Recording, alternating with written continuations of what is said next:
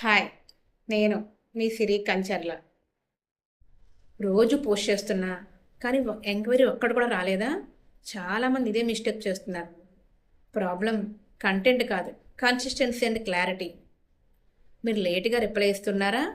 అప్పటికే కస్టమర్ ఇంకొకరి దగ్గరికి వెళ్ళి పర్చేస్ చేస్తున్నారా? వర్చువల్ అసిస్టెంట్ ఉంటే ఇన్స్టెంట్ రిప్లై, క్లయింట్ మిస్ అవ్వడం.